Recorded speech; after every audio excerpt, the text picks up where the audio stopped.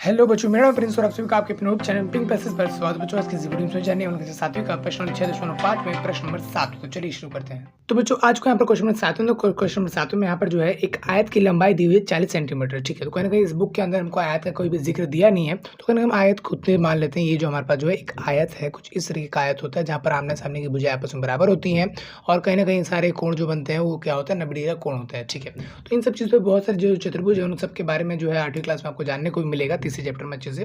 फिलहाल अभी आप आयत वर्ग के बारे में इतना तो जानते ही हो। ठीक है, अपनी समझ के लिए यहाँ पर जो इनका नाम देता हूँ, यहाँ पर पी, क्यू, आर और एस। ठीक है, ठीक है। अब बोला यहाँ पर इसकी लंबाई कितनी है, 40 सेंटीमीटर। तो कहीं ना कहीं लंबाई ये नहीं होती जो ये जो खड़ी है, लंबाई ये होती है जो बड़ी हो। लंबाई चौड़े में वो चीज़ होती है जो लंबी हो, है ना। तो ये अभी लेटा हुआ है, अगर उसको मैंने खड़ा कर दिया तो ये चीज़ हो जाएगी लंबी। तो सबसे कहीं ना कहीं ये जो चीज़ है वो क्या है, 40 सेंटीमीटर लंबा। इतना तो हमको पता ही है, यहाँ से लेकर यहाँ तक होती है। ठीक है, हमको यार ये भी पता है कि आयत का जो आमने सामने भुजाएं बराबर होती हैं, तो कहीं ना कहीं ये वाली जो है ये भी उतनी ही आपको दिख रही है और वास्तव में होती भी उतनी ही है। तो मतलब ये भी कितना हो गया, 40 सेंटीमीटर। चलिए ठीक है, वेरी गुड। अच्छा, क्वेश्चन में आगे क्या क्या है कि उसका एक विकर्ण जो है 41 सेंटीमीटर है। अभी मैं इसके बारे में आपको बताता हूँ और इसका परिमाप ज्ञात कीजिए। अब कहीं ना कहीं इसका जो है परिमाप ज्ञात करना है। परिमाप समझते हो ना, क्षेत्रफल के अंदर की जगह कितनी है वो। परिमाप यानी कि जो बाहर है पूरी भुजाएं उनका योग कितना होगा। आप किसी तरीके से मान लो हमको यहाँ पर एक तार बिछाना है, अगर इस माप का हमारे पास कोई खेत है और हमको यहाँ पर जो तार बिछाना है तो हमको कितना कितना लगेगा, इस चीज़ के लिए कहीं परिमाप निकालते हैं। ठीक, तो हमें खेत वेत का छोड़ो, फिलहाल हमें जो है परिमाप निकालना है। ठीक है, तो भाई परिमाप निकालने के लिए ये हमको 40 से पता है। ठीक है, ये भी 40 से पता है। ठीक है, ये कितना होगा, मानता हूँ ये जितना होगा वो भी उतना ही होगा, लेकिन कहीं ना कहीं ये कितना होगा ये भी तो नहीं पता हमें। तो कहीं ना कहीं इसको हमें निकालना पड़ेगा भाई। ये है मेन क्वेश्चन। ठीक है, नहीं तो अगर सिंपल क्वेश्चन होता तो वही कर लेते हैं। ठीक, तो ये है मेन क्वेश्चन। ठीक है, अच्छा एक और चीज़ हमको दिया है कि उसका जो है विकर्ण जो 41 सेंटीमीटर। देखो विकर्ण क्या होता है, पी से जो पॉइंट बी पी है, शीर्ष पी है, बिंदु पी है यहाँ पर, यहाँ से लेकर एस तक का ये एक रेखाखंड है जिसे हम यहाँ पर भुजा कह रहे हैं। यहाँ से लेकर यहाँ तक का ये क्या है, रेखाखंड जिसे हम भुजा कह रहे हैं। ठीक है, लेकिन यहाँ से डायरेक्ट आर तक का नहीं है। अगर मैं अपने आसपास की भुजाओं के अलावा किसी और को इससे जोड़ूंगा तो फिर ये चीज़ कहलाएगी मेरा विकर्ण। ये हो सकता है, ये हो सकता है, विकर्ण हो सकता है, दोनों सेम होगा। ठीक है, आयत में ये खूबी होती है, दोनों का मान जो है बराबर होता है, माप जो भी है। ठीक है, तो यहाँ पर क्या है कि दिया हुआ कि ये क्या है, 41 सेंटीमीटर है। हाँ, दो दिया हुआ है, तो क्या करें हम, देखो हमको तो बाहर का चाहिए तो अंदर क्यों दिया, कहीं ना कहीं हम अंदर की मदद से बाहर का चौड़ाई निकाल सकते हैं और फिर हमें चौड़ाई निकालेंगे तो हमारा परिमाप का भी काम खत्म हो जाएगा। ठीक है, अब देखोगे आप ध्यान से तो कहीं ना कहीं ये जो है एक ट्रायंगल बन गया, दो दो है ना। हम इन नीचे वाले को भी ले सकते हो, तो नीचे वाला ट्रायंगल को लेंगे तो नीचे वाला ट्रायंगल कुछ इस तरीके का है। ये है कुछ, यहाँ पर इधर क्या है, क्यू है, ऊपर क्या है, आर है, और इधर क्या है, पी है, इधर है 40 सेंटीमीटर और इधर है 41 सेंटीमीटर। ठीक है, तो कहीं ना कहीं आप देख पा रहे होंगे कि मैंने इस हिस्से को लिया है और इस हिस्से की मदद से, इस ट्रायंगल की मदद से मैं इस वाली भुजा को निकालने की कोशिश करूंगा। तो क्या इसका निकल जाएगा, तो कहीं ना कहीं यही चीज़ तो यहाँ पर भी है ना, तो ये जितना होगा वही इतना भी ये भी होगा। ठीक, तो कहीं ना कहीं इसका ये कैसे निकलेगा, देखो मैंने बताया था ना ये क्या होता है, 90 डिग्री का कोण होता है। तो उस वजह से मैं कह सकता हूँ ना भाई, इसका वर्ग और इसका वर्ग का योग इसके वर्ग के बराबर होगा। कहीं ना कहीं लंब का वर्ग और आधार का वर्ग का जो योग होगा वो कर्ण के बराबर होगा, ऐसा तो हम जानते ही हैं। हमने ट्रायंगल के बारे में, यही चैप्टर चल रहा है ट्रायंगल, उसके बारे में पढ़ा है। कहीं ना कहीं आयत के तो जिक्र था ही नहीं चैप्टर में, बट आयत इसलिए दिया कहीं ना कहीं उसमें एक ट्रायंगल आ गया और ये हमारा काम आ गया इस चैप्टर का। तो इस वजह से हमें जो है इस चैप्टर में इस क्वेश्चन को करना पड़ रहा है। ठीक है, तो फिलहाल जो मैंने जो किया है अभी तक वो मैं लिख देता हूँ। फिर सबसे पहले मैं ये लिखूंगा कि माना ये जो है क्या है, आयत है। ये देखो मैंने रफली बनाया, बट आप चाहो तो ये बना सकते हो, ये जरूरी है बनाना। ठीक है, तो सबसे पहले मैं लिख देता हूँ कि माना ये जो है एक आयत है। ठीक है, तो इसका मैंने नाम दिया यहाँ पर, माना पी क्यू आर जो है एक पी क्यू आर एस एक आयत है। अब आयत है तो आयत वाले गुण भी होंगे। चलिए ठीक है, अच्छा तो पी आर क्या है यहाँ पर, विकर्ण। तो वो चीज़ मैं आप ले देता हूँ, शो कर देता हूँ सबको बता देता हूँ कि पी आर जो है एक विकर्ण है। लेकिन भाई मैंने ये तो बना दिया, चलिए ठीक है, लेकिन बात तो मैं इस ट्रायंगल की कर रहा हूँ ना। और ये कौन सा ट्रायंगल है यहाँ पर, त्रिभुज पी क्यू आर। तो वो चीज़ मैं आपको यहाँ पर लिखना पड़ेगा, त्रिभुज पी क्यू आर में। ये भी लिखना जरूरी था, लेकिन अब इसके बाद ये भी लिखना जरूरी है। ठीक है, त्रिभुज पी क्यू आर जो कि एक समकोण त्रिभुज है, तो उस हिसाब से यहाँ पर क्या होना चाहिए, कर्ण का वर्ग बराबर होगा लंब के वर्ग जमा आधार के वर्ग के, है ना। तो वही चीज़ मैं यहाँ पर सेम टू सेम लिख देता हूँ कि कर्ण का वर्ग बराबर होगा लंब के वर्ग जमा में आधार के वर्ग के।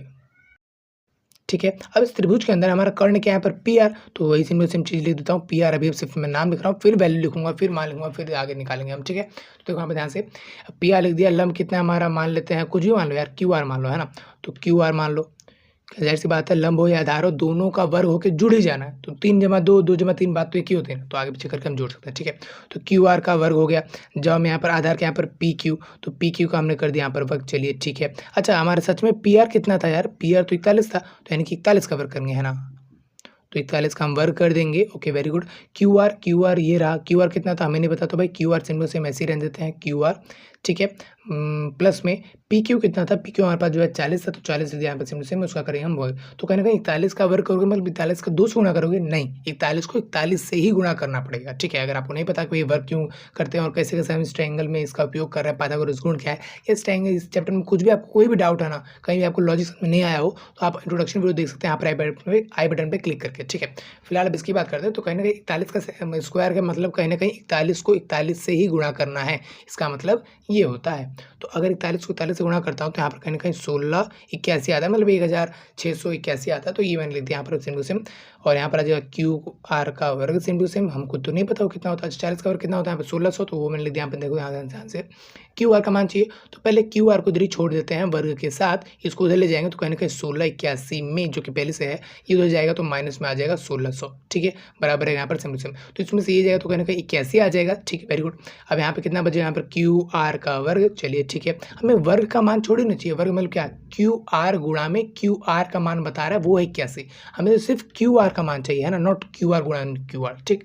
तो हम सिर्फ क्यू आर को निकालने के लिए क्यू आर इधर ही रखेंगे, बाकी वर्ग उधर भेजेंगे तो कहीं ना कहीं ये रूट में बन जाएगा, तो रूट का ऐसे बन जाएगा, वर्गमूल बन जाएगा, तो 81 आ जाएगा। अभाज्य वर्गखंड करो 81 का, तो कहीं ना कहीं 9 के पहाड़े में ये 9 पर आता है और 9 के पहाड़े में 1 पर आता है, तो कहीं ना कहीं 9 गुणा में 9 लिख सकता हूँ मैं इसको रूट वाले को। और कहीं ना कहीं रूट यानी जो ये होता है ना वर्गमूल, इसमें किसी का भी कुछ जोड़ा बन गया वो चीज़ बाहर निकल आती है। तो 9 का जोड़ा बना इसलिए 9 आएगा बाहर, 9 2 बार नहीं आएगा, 9 का जोड़ा बना इसलिए 9 आएगा बाहर, ठीक, बराबर हो जाएगा। यहाँ पर क्यू आर है तो कहीं ना कहीं क्यू आर का मान हमारे पास जो है निकल गया, वो कितना है 9, क्या सेंटीमीटर, हाँ सेंटीमीटर लिखना पड़ेगा, ठीक है। तो 9 सेंटीमीटर क्या निकल चुका है हमारा क्यू आर। अब क्यू आर कहीं ना कहीं इस ट्रायंगल का एक भुजा है, और अगर ध्यान से देखूं तो ये कहीं ना कहीं चतुर्भुज का एक भुजा है और वो चौड़ाई है ना। तो क्यू आर जो है वो क्या है एस पी के बराबर होगा, क्योंकि जाहिर सी बात है ये भी कितना होगा 9, ये भी कितना होगा 9, ठीक। तो उस हिसाब से अगर मैं अपनी सही या असली वाली बात पे आऊँ तो कहीं ना कहीं मुझे आयत का परिमाप निकालना था, है ना। तो वही चीज़ मैं यहाँ पर अब लिख देता हूँ, यहीं पर कर देता हूँ चीज़ों को, ठीक है। तो देखो हम ध्यान से मैं लिख देता हूँ यहाँ पर आयत का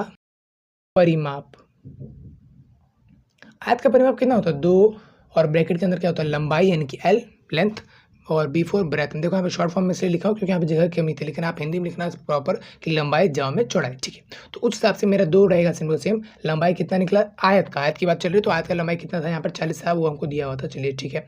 जब में बी यानी कि चौड़ाई कितना था 9 था, तो वो हमने लिख दिया 9। अब ऐसा कोई बच्चे संबंध मत लेना कि यहाँ पे 40 से बड़ा 41, तो 41 हो गया लंबाई और 40 हो गया चौड़ाई। अरे ऐसा होता तो ऐसा लिखा भी तो होता ना, लेकिन ऐसा तो नहीं लिखा है, तो ये चीज़ नहीं हुआ, ठीक है। 2 रहेगा यहाँ पर सिंपल सेम, 40 और 9 कितना हो गया 49, तो आ जाएगा यहाँ पर 49, और 2 को इससे गुना करेंगे तो आ जाएगा 98 सेंटीमीटर। तो ये क्या है आपका परिमाप है। परिमाप में हम वर्ग वगैरह नहीं लगाते, क्षेत्रफल में या आयतन में लगाते होंगे, ठीक है। तो यहाँ पर तो उस से कुछ हुआ। अगर मैं पूरे चैप्टर को या क्वेश्चन को समराइज करूँ तो कहने का क्वेश्चन में था ये कि बच्चों आयत का लंबाई दिया होता है और विकर्ण दिया होता है, ठीक है, परिमाप पूछा था। तो हमने देखा भाई आयत कुछ इस तरीके का होता है और आयत का विकर्ण ये, लंबाई ये, और भाई ये परिमाप निकालने के लिए हमको विकर्ण नहीं चाहिए, हमको चौड़ाई चाहिए थे, बट कहीं ना कहीं चौड़ाई दिया नहीं था। तो हमने उसके ट्रायंगल माना और हमने यहाँ पर देखा कि भाई ट्रायंगल बन रहा है, तो कहीं ना कहीं यहाँ पर हम पाइथागोरस गुण लगा सकते हैं और चौड़ाई ज्ञात कर सकते हैं। अब चौड़ाई हमने ज्ञात किया, यहाँ पर फॉर्मूले में मन रखा और आंसर आ गया, ठीक है। अच्छा, इन चीज़ों के बारे में आप पूरा एक 8वीं क्लास में चैप्टर ही है कि वर्ग वर्गमूल क्या होता है, कैसे इस्तेमाल होता है, इसका मतलब क्या होता है, किस तरह से इसको करते हैं, हर एक चीज़ के उसके बारे में है, तो आप उसको भी देख सकते हैं, ठीक है। तो फिलहाल इस चैप्टर जो है पूरा खत्म हो चुका है। मैं आपसे उम्मीद करूँगा कि बच्चों एक बार प्लीज़ आप इंट्रोडक्शन वीडियो देख लो ताकि उस आपको सही हर एक चीज़ समझ में आ जाए।